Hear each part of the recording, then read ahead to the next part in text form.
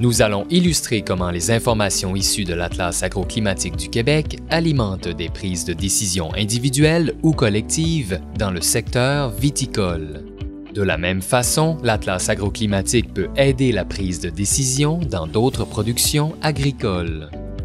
Bonjour, je m'appelle Raphaël Fonclara, je suis agronome au Duraclub depuis une dizaine d'années, conseiller en viticulture. L'Atlas agroclimatique me sert dans deux sortes de demandes particulières, soit des vignerons en devenir qui veulent connaître le potentiel viticole d'un site qu'ils possèdent ou qu'ils souhaitent acquérir, mais également de vignobles confirmés qui souhaitent renouveler une parcelle, et l'Atlas va nous aider à choisir les cépages les plus adaptés aux conditions actuelles et futures. Les demandes les plus fréquentes que je reçois sont les évaluations de potentiel viticole. Le secteur vigne au Québec s'est muni d'un outil qui nous aide beaucoup dans ces évaluations. C'est une grille d'évaluation du potentiel viticole. À travers le monde, les facteurs qui déterminent la qualité d'un site vont être pas mal les mêmes, à savoir le climat, le sol, la topographie.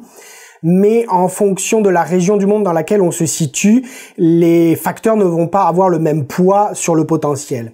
Pour le Québec, les experts en viticulture se sont réunis pour pondérer chacun de ces facteurs et ont déterminé évidemment que c'était le climat qui était le plus important par rapport au potentiel d'un site. Cette grille est facilement disponible à tous et gratuite. Pour cela, il suffit de se rendre sur le site AgriRéseau. Vous choisissez la production végétale vigne et vin, et directement sur la page d'accueil, vous allez trouver un lien grille d'évaluation du potentiel viticole d'un site. En téléchargeant ce dossier, vous allez obtenir deux fichiers, un fichier Excel qui est la grille en elle-même à compléter et un guide d'utilisateur pour l'accompagner. L'Atlas agroclimatique prend tout son sens dans l'évaluation du potentiel viticole d'un site au niveau du climat. Donc dans la grille, on va choisir l'onglet climat et découvrir les différents critères à compléter. Le guide d'utilisateur joint à la grille nous permet de nous déplacer à l'intérieur de l'Atlas pour chacun des critères. Le premier étant le nombre de jours sans gel, par exemple. Il nous indique de nous rendre sur l'Atlas à risque de gel, température -2, longueur de la saison. Ce que nous faisons ici, risque de gel, température -2. Et ensuite, on va rechercher la longueur de la saison sans gel, probabilité 8 années sur 10 que ces conditions interviennent pour garder de la sécurité. On appuie ici et on obtient donc directement la carte selon ces critères-là. Ensuite, on peut facilement zoomer sur la carte pour aller choisir la donnée qui nous intéresse. Donc par exemple, si on prend un site qui se situerait un petit peu à l'est de Saint-Jean-sur-Richelieu, on se rend compte qu'on se situe dans une zone où le nombre de jours sans gel est entre 149 et 162. On vient reporter cette information dans la grille, donc on peut dire qu'on a environ une donnée qui serait égale à 156 degrés jour sans gel, qu'on vient saisir ici, et ainsi de suite. Donc le critère suivant serait l'accumulation de degrés jour. La vigne fonctionne en base 10. Et ensuite, on va rechercher un cumul de degrés jour d'avril à octobre. De la même façon, probabilité 8 années sur 10. Et si on reprend notre exemple de l'est de Saint-Jean-sur-Richelieu, on voit qu'on se situe désormais dans une zone où on va accumuler environ 1067 à 1179 degrés jour entre le 1er avril et la fin octobre, qu'on va pouvoir reporter donc ensuite dans la grille. Donc on pourrait dire quelque chose autour de 1120 dans ce cas-ci. Et ainsi de suite pour l'indice suivant à trouver dans l'Atlas. Donc ici, il s'agit de la température minimale en hiver. On se déplace dans l'Atlas agroclimatique ici. On cherche la température extrême dans ce cas-ci. On cherche les températures minimales. Cette fois-ci, l'assurance va être prise avec une probabilité de 2 années sur 10. Et donc de la même façon, on va obtenir un fichier PDF qui nous permet par exemple de voir la zone de Saint-Jean-sur-Richelieu. Nous aurions une température minimale entre moins 31 et moins 29 et on va aller également la reporter dans la grille. Ces mêmes indices agroclimatiques sont également utilisés par les vignerons du Québec dans le cadre de démarches collectives. Alors bonjour, je suis Marjolaine Mondon, je travaille pour le Conseil des appellations réservées et des termes valorisants, le CARTV.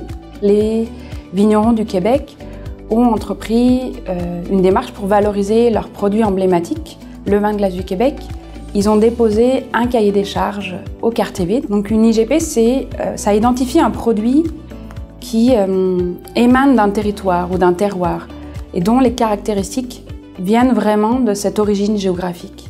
Donc dans la définition d'une indication géographique, il y a des critères de production, méthodes de production, de transformation, et il y a une délimitation de zones d'aires géographiques protégées. Donc dans ce cadre, nous avons utilisé les données de l'atlas agroclimatique pour délimiter la zone géographique d'indication géographique protégée vin de glace du Québec. Donc le premier indice agroclimatique que nous avons utilisé pour définir la zone d'indication géographique protégée est la longueur de la saison sans gel, avec le seuil de température de moins 2 degrés et sous le climat actuel, donc en utilisant les moyennes de 1979 à 2008, qu'on peut voir la carte ici.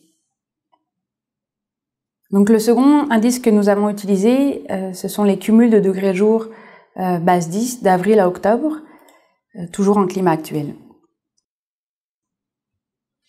Enfin, le troisième indice qui a été utilisé est la température minimale annuelle, toujours sous climat actuel.